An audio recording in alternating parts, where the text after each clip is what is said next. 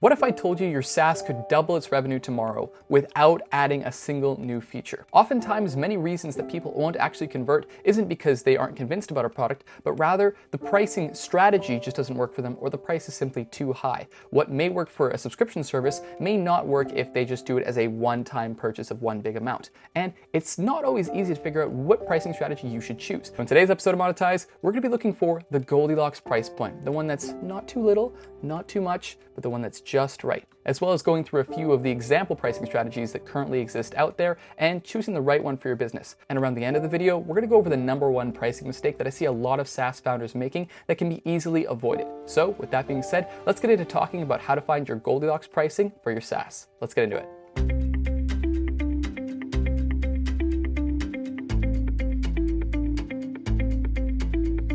All right, so starting off first on our list here is flat rate pricing, which is going to be more common, especially in B2B SaaSes. That's where typically you see one secure price package that grants you access to all of the features of a company's SaaS. They simply pay and they get access to everything. And that's a pretty straightforward way if you want to go about doing B2B SaaS, but typically it can be very difficult to sell. Typically, you're going to have to be cold calling these businesses. You're going to have to be approaching them and say, hey, this is the reason why I think you should give me $300 a month. If you're not convincing them, it's going to be hard to sell them organically on the actual pricing tier. So this one's only going to be used by really big companies that are going to be trying to adopt it for their entire employment workforce. The next one, usage-based pricing, also known as pay-as-you-go, is a fantastic model that use other people's APIs and don't know how much the user will use. You don't know how much somebody's going to have, so implementing some sort of credit system is typically how many of these go. You'll often see this with, YouTube Shorts automators or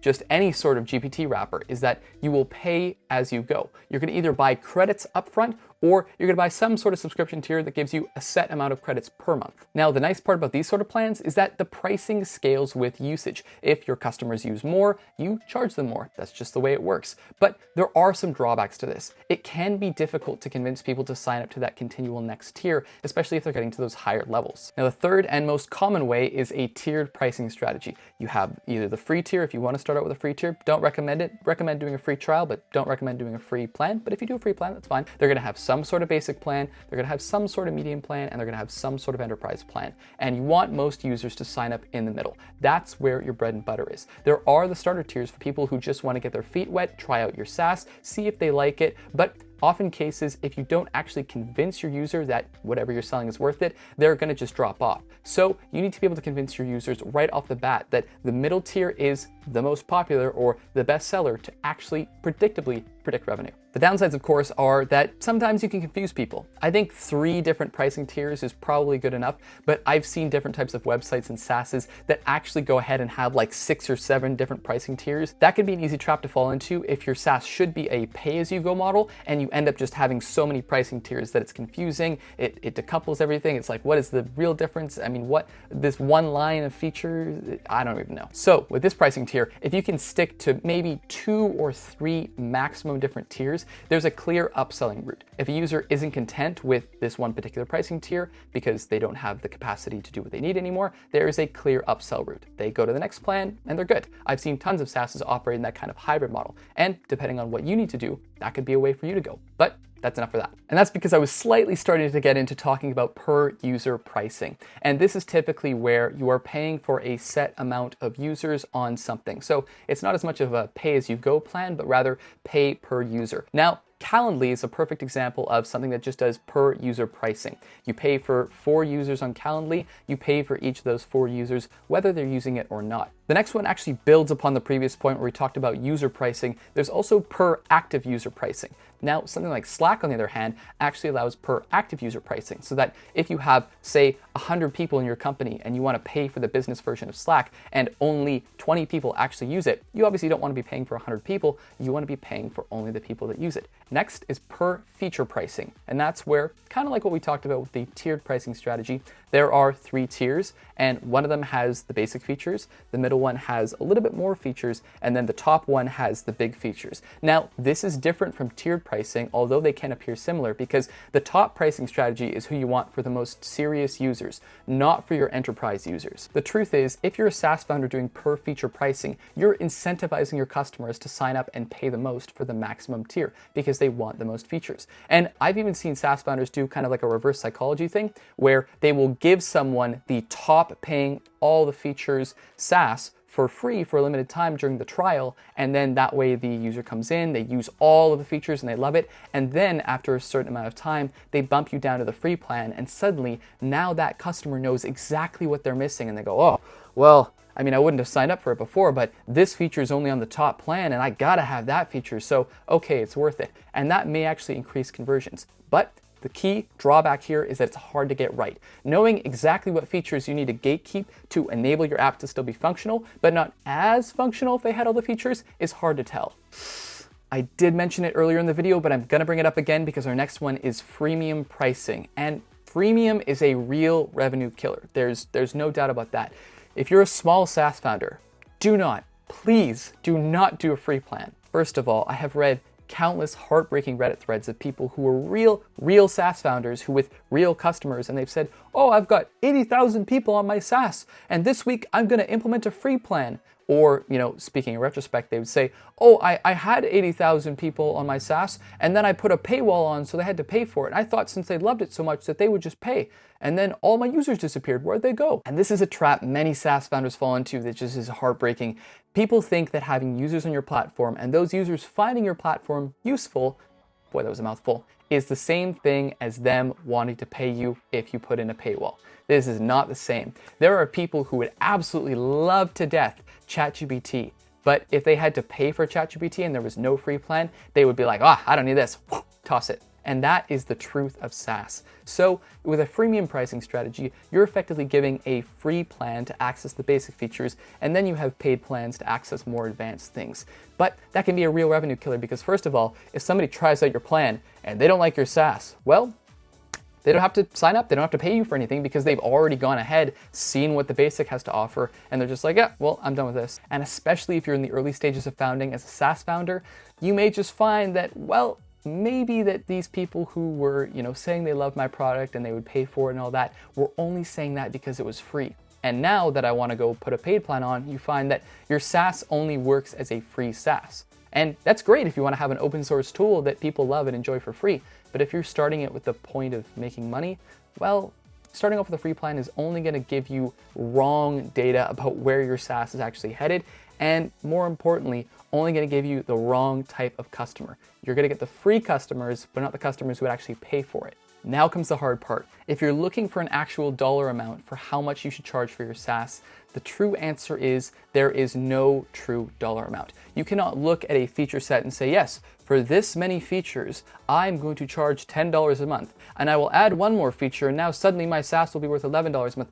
No, because the truth is that the true pricing comes from your users. Your users are going to be the ones who tell you how much your SaaS is worth. If you say that your SaaS is worth $12 a month via a subscription service and you get 0 signups and people saying, this is way too expensive, I would never pay this much for that, there's nothing here, well then what are you doing? And that's why it is so important to get user feedback. There are some people who, myself included, the second ChatGPT came out, I was like, whatever the paid plan is that lets me just do this forever, just take my money, I don't care how much it costs, $30 a month, okay, gone. And ChatGPT is a really unique case because they could have charged a per usage. You think that they could do that because their whole thing is based upon how many times you chat, but they didn't. They went with a different pricing strategy, which, although they haven't been profitable because they spend so much on research, has actually worked to their benefit. They have 2 plans in a tiered pricing strategy. They have the $200 plan for the top serious performers, and then they have the casual plan. And because they chose to make their pricing strategy that, it made it much easier for their users to say, yes, I am a casual or semi-professional user, or I am a professional and I need the $200 plan. And that made it so much easier for them to easily group people into 2 buckets of predictable revenue. And by consistently garnering user feedback from their specific pricing, doesn't matter what the pricing model is, that is how you figure out how much you should be charging. But of course, none of that matters if you don't actually choose the right pricing model for your SaaS. So how can you do it? How can you choose the Goldilocks pricing strategy to make sure that you're maximizing revenue, maximizing conversions, and most importantly, keeping your users happy? Well, what we're going to do now is talk about a few samples, a few examples in which I would look at specific features in a potential SaaS that I'd be recommending a pricing model for and saying, hey, these are the features you have, this is the pricing model I recommend. And then all you have to do is find whatever one fits the best for you and choose that pricing model. And then once you've got it in place, listen to your users. Flat rate pricing. Now this is going to be best for founders who want simplicity. They want simplicity in their marketing. They want simplicity in their building. They know exactly who they're selling to, and they know exactly what features they are selling. It is hyper narrow and typically not going to be used for the majority of SaaS founders. Now the example use cases for flat rate pricing would include email plans that only have one plan. You have one plan, you have flat rate pricing across the board. Another one would be a small productivity SaaS that isn't meant to have a large number of people on it. Maybe it's just for small teams, or niche SaaSes in one particular industry. Again, they know exactly who they're selling to, they know exactly what they're selling, and they want simplicity in marketing and billing. Now, the pay-as-you-go pricing model is actually pretty simple. The only reason you would ever want to actually do the pay-as-you-go model is if user usage fluctuates. And what I mean by that is you don't know if someone's going to hop on your SaaS one day and use 100 different things on it, or the next day 1,000 different things on it. Pretty much any product where a user's usage automatically is going to scale your cost up is going to be where you're going to want to put that in place. Example tools be cloud services, API tools like Twilio, and other platforms where the more a customer uses it, the higher your costs are. You want to keep your users' usage in parallel with how much you're actually charging them. They use it more, you charge them more. You still make profit no matter how much they use it. Now, tiered pricing is typically the most used pricing model because obviously there are several tiers. You can cater to a select number of users. Sure, your basic users are paying $7 a month, but they barely get anything. $27 a month is really where your full SaaS potential comes into play. And then of course, you would typically have an enterprise tier for people who are doing it to the max. This would be used on CRM tools, project management tools, ClickUp, Asana, Trello, you know them. Now with per user pricing, price is the same per user and only scales depending on how many you actually have. The features all remain the same. You don't want to offer, gate-kept features. You just want to have people pay based on how many users they're actually having signed up. And this is typically used for companies across multiple departments, things like HR and payroll, things like Calendly, where the amount of people that you're having actually use the software on a daily basis is going to be how much they're paying. Now the question is, should you have active user pricing where you only charge for the users who are actively using the service? Well, for the most part, unless you're a massive company like Slack that wants to have massive adoption of your product, you're probably not going to want to do that. You're probably just going to want to charge per user flat out. Now, once again, for per feature pricing, we know that by gatekeeping features, we're going to be keeping features from people unless they pay more. Ideally, these are best for e-commerce platforms, video hosting tools, and pretty much any SaaS where there are going to be multiple different users using it in multiple different ways. You want to have your basic users in one bucket, you want to have your advanced users in another, and you want to price them appropriately. And finally, for freemium model, you should use it never. Never use freemium model. Good night. Now, obviously, I'm joking about that, but again, freemium is a very, very tricky business. I'll give you an example of one of the best freemium uses on the planet, Canva. Canva did an amazing job, and they're still doing an amazing job at freemium usage. You get users hooked using your platform, but the majority of all the features are all locked behind a paywall. How many times have you wanted to use a specific asset before you got told, nope, that's a premium feature, or you tried to save something as an SVG on Canva and you were told, nope, that's a premium feature. And unless your product is so amazing that users are going to get hooked from the first second they use it, like ChatGPT or Canva, you're really going to have trouble actually selling your users. That being said, if you are a unicorn and you do think that your users are so infatuated with your product that you can give them just a taste and they will absolutely sign up for the paid plan, then by all means, do freemium. All right, we're at the point in the video where I'm going to deliver my promise. I'm going to tell you the number one pricing mistake, the one thing that you should never do. I've been gatekeeping it till the end of the video. I haven't said it before this, except I have. I've been saying it throughout this entire video. In fact, pretty much every single time I mentioned a pricing tier in this video, I told you the number one price killer. Do you remember it? What did I mention above everything else? The one thing that you should do at all times when determining your pricing. Talk to your users. So many SaaS founders, they go and they say, this company is charging this much, so therefore I will make my pricing similar. Or this company is charging this much, I want to be the cheaper offshoot alternative of them, so I'm going to make my pricing a little bit less. No. If you are basing your pricing based on what your competitors do, you are going to fail. Not I have a strong suspicion that you are going to fail, is that you will eventually fail because the pricing for your SaaS has to come from your users, because the people using your platform, not Facebook's, not Dropbox, not Zendesk, not Grammarly, it's your SaaS with your users that need to tell you how much you should charge. Have a Discord channel, right? There are so many SaaSes out there that now have a Discord channel where people who really like your product can join and report bugs. They can recommend new features that they wish they saw. They could talk about the features that they hate and they wish you would remove.